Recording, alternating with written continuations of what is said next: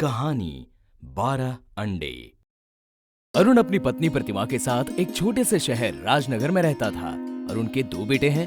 बड़ा बेटा आयुष 12 साल का और छोटा बेटा 1 साल का था। अरुण के पिताजी 65 साल के शिवराम दूसरे शहर में एक कारखाने में नौकरी करके अपना गुजारा करते थे। वो अपनी लाइफ से खुश थे।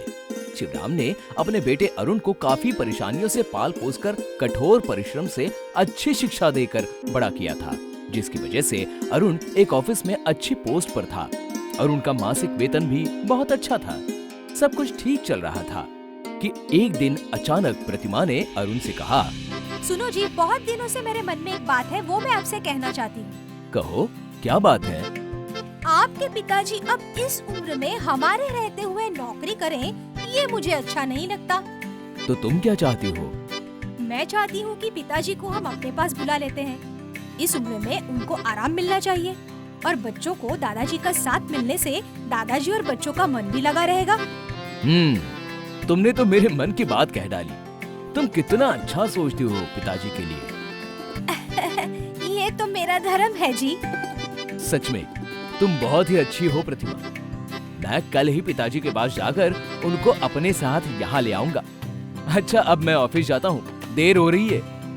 अरुण ऑफिस के लिए निकल जाता है। तभी आयुष आकर प्रतिमा से पूछता है, मम्मी, दादाजी हमारे साथ रहने वाले हैं? हाँ, अब दादाजी हमारे साथ रहेंगे। वाह, कितना मजा आएगा। मम्मी, मैं दादाजी के साथ खूब खेलूंगा और दादाजी से अच्छी अच्छी परियों वाली, जादू वाली और भूत वाली कहानियाँ सुनूंगा। आयुष, कान खोलकर सुन लो। ज्यादा अपने दादाजी के साथ चिपकने की जरूरत नहीं है। जाओ, जाकर अपनी पढ़ाई करो। बड़ा आया दादाजी वाला। अगले दिन अरुण बस में बैठकर पिताजी के पास पहुंच जाता है और उनको सारी बात बता देता है जो प्रतिमा ने कही थी। बेटा, प्रतिमा और तुम्हारी बात सुनकर मुझे बहुत अच्छा लगा। भगवान हर माता पिता को तुम्हारे जैसा बेटा और प्रतिमा जैसी बहू दे। लेकिन बेटा, मैं तुम्हारे ऊपर बोझ बनकर नहीं रहना चाहता। पिताजी, आपने हमारे लिए कितने कष्टों का सामना किया है। हमारी खुशियों के लिए आपने अपनी कितनी ही खुशियों की कुर्बानियां दे दी हैं। ये बोझ नहीं है पिताजी, हमारा फर्ज है और मुझे अपना फर्ज निभाने दीजिए। अरुण बेटा, मैं यहाँ पर खुश हूँ। कभी कभी सबसे मिलने आ जाता हूँ, वही अच्छा रहता है। आपका पोता आयुष अपने दादाजी का बेसब्री से इंतजार कर रहा है और मैं आपको लेकर ही जाऊंगा। आयुष का नाम सुनकर दादाजी भावुक हो जाते हैं और आंखों में आंसू आ जाते हैं। आयुष, मेरा पोता। ठीक है बेटा, मैं अपने पोते के साथ रहूंगा। ये हुई ना बात पिताजी। चलो, मैं आपका बैग रेडी करवाता हूँ। हाँ? और आप? नहीं बेटा, आज नहीं। मैं यहाँ का सारा काम खत्म करके परसों सुबह की बस से तुम्हारे पास आ जाऊंगा। ठीक है पिताजी, मैं चलता हूँ। आज यहीं रुक जाओ, कल चले जाना। ऑफिस का बहुत काम बाकी है पिताजी, इसीलिए जाना पड़ेगा। अच्छा, प्रणाम पिताजी। आशीर्वाद। अरुण पिताजी के पैरों को छूकर प्रणाम करके चला जाता है। आयुष अपने दोस्त शिवम के साथ स्कूल के ग्राउंड में बेंच पर बैठकर लंच टाइम में खाना खाते हुए दादाजी की बात कर रहा है और बहुत खुश है। दूसरे बच्चे भी खेल रहे हैं। शिवम, पता है कल मेरे दादाजी आने वाले हैं। अब वो हमारे साथ ही रहेंगे, बहुत मजा आएगा। मैं रोज दादाजी से नई नई कहानियाँ सुनूंगा। आयुष, मैं भी तुम्हारे दादाजी से मिलूंगा, मिलवाओगे ना? हाँ, जरूर मिलवाऊंगा। मेरे दादाजी मुझे बहुत प्यार करते हैं। आयुष, तुम बहुत लकी हो। तुम्हारे दादाजी कहाँ हैं? मेरे दादाजी नहीं है। जब मैं छोटा था तब दादाजी भगवान के पास चले गए थे, ऐसा पापा बोलते हैं। मैं अपने दादाजी को बहुत मिस करता हूँ। मेरे दादाजी बहुत अच्छे हैं, वो तुमको भी बहुत प्यार करेंगे। सच्ची? शिवम के हाथ पर हाथ मारते हुए आयुष कहता है, मच्छी। दोनों हंसते हैं। तभी स्कूल की घंटी बजती है। आज आयुष बहुत खुश है। आज आयुष के दादाजी आने वाले हैं। अरुण दादाजी को बस स्टैंड से लेकर आया है। घर में छोटे बच्चे को प्रतिमा बोतल से दूध पिला रही है। बच्चा खेलते हुए दूध पी रहा है। आयुष छोटे भाई से और मम्मी से बात करता है। छोटू, अभी हमारे दादाजी आने वाले हैं। हाँ, ठीक है, ज्यादा खुश होने की जरूरत नहीं है। तभी अरुण और दादाजी घर में आ जाते हैं। अरुण सामान रखता है। आयुष भागकर दादाजी के पास आता है। दादाजी उसको चॉकलेट देते हैं। प्रतिमा दादाजी के पैर छूकर प्रणाम करती है। आयुष चॉकलेट खाने लगता है। अरुण कहता है, प्रतिमा, पिताजी के नहाने के लिए गर्म पानी कर देना। मैं ऑफिस जा रहा हूँ, शाम को जल्दी आ जाऊंगा। और आयुष, दादाजी को आराम करने देना, ज्यादा परेशान मत करना। ठीक है पापा। अच्छा पिताजी, मैं चलता हूँ, आप खाना खाकर आराम करना। बेटा, मेरा एक काम करना, ऑफिस से आते हुए अंडे ले आना। डॉक्टर ने रोज 2 अंडे खाने के लिए बोला है। ठीक है पिताजी। अरुण ऑफिस चला जाता है। आयुष दादाजी के पास बैठकर बातें करता है।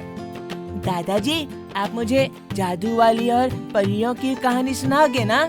हाँ बेटा, मेरे पास बहुत सारी कहानियाँ हैं। मैं रोज रात को एक कहानी सुनाऊंगा। दादाजी, मेरा दोस्त शिवम आपसे मिलना चाहता है। शिवम के दादाजी नहीं है ना, इसीलिए। मिलोगे ना शिवम से? हाँ, जरूर मिलूंगा। अब मैं तुम्हारे सभी दोस्तों से मिलूंगा। तभी प्रतिमा जोर से चिल्लाकर आयुष को बोलती है, आयुष, चलो स्कूल के लिए तैयार हो जाओ। फालतू बातें करके टाइम खराब मत करो। और आप, जल्दी से छोटू के लिए डायपर ले आओ। मैं अभी आता हूँ। दादाजी बाहर चले जाते हैं। मम्मी, आप दादाजी से इस तरह बात क्यों कर रही हो? मुझे पता है किससे कैसे बात करनी चाहिए। जाओ, अपनी स्कूल बैग लाओ। बेटा, स्कूल के लिए तैयार हो जाओ, हम शाम को बात करेंगे। हाँ। रात को दादाजी आयुष को परी की कहानी सुना रहे थे। तभी प्रतिमा आयुष को बुला लेती है। फिर क्या हुआ दादाजी? फिर बहुत सारी परियां आती हैं और छोटी सी परी को अपने साथ ले जाती हैं। आयुष, इधर आकर पढ़ाई करो। दादाजी, मैं जाता हूँ, आगे की कहानी कल सुनूंगा। आयुष चला जाता है। प्रतिमा दादाजी के साथ अच्छा व्यवहार नहीं कर रही थी। सुबह दादाजी और आयुष मॉर्निंग वॉक करके घर आते हैं। आज आयुष के स्कूल की छुट्टी है। अरुण जल्दी ऑफिस चला गया। आयुष, जल्दी से दूध पी लो। प्रतिमा बेटी, मुझे भी 2 अंडे उबाल कर दे दो। रोज रोज आपके लिए अंडे नहीं उबाल सकती, इसलिए 12 अंडे एक साथ उबाल कर रखे हैं। रोज 2 अंडे खा लेना। और हाँ, अपना काम खुद कर लिया करो। यहाँ मुफ्त की रोटी तोड़ने के लिए आपको नहीं बुलाया है। काम करोगे तो खाना मिलेगा। आज से बच्चों को संभालने का काम और बाहर से घर का पूरा सामान लाने का काम आपका। प्रतिमा बेटा, ये तुम कैसी बात कर रही हो? वही जो आप सुन रहे हो। और हाँ, अगर अपने बेटे से कुछ भी कहा ना, तो मुझसे बुरा कोई नहीं होगा। अब मेरा मुंह क्या देख रहे हो? अंडे खाकर बाजार से सब्जी लेकर आओ। शाम को आयुष और शिवम एक पार्क में फुटबॉल खेलने के बाद बात करते हैं। दादाजी कैसे हैं? ठीक नहीं है। मम्मी दादाजी से झगड़ा करती है, बुरा बुरा कहती है। दादाजी से घर का सारा काम करवाती है। मम्मी दादाजी को नौकर की तरह यूज करती है। मुझे मम्मी से दादाजी को बचाना है। दादाजी को बचाने का एक तरीका है मेरे पास। क्या? 100 पर फोन करने से 100 नंबर वाले अधिकारी बड़े लोगों पर अत्याचार करने वालों को पकड़ कर ले जाते हैं। आयुष और शिवम ने 100 नंबर पर फोन किया तो 100 नंबर वालों की पूरी टीम दादाजी को बचाने और प्रतिमा को पकड़ने के लिए आ जाते हैं। प्रतिमा दादाजी और अरुण से माफी मांगती है। पिताजी, मुझे माफ कर दो। आज के बाद आपको रोज ताज़ा अंडे उबाल कर दूंगी। पिताजी, मैं बहुत शर्मिंदा हूँ। आपके साथ प्रतिमा को ऐसा नहीं करना चाहिए था। ठीक है, माफ किया। दादाजी प्रतिमा को माफ कर देते हैं और 100 नंबर की टीम दोनों बच्चों को शाबाशी देती है। आयुष और शिवम जैसे बहादुर और समझदार बच्चों की वजह से आज दादाजी के सम्मान को बल मिला है।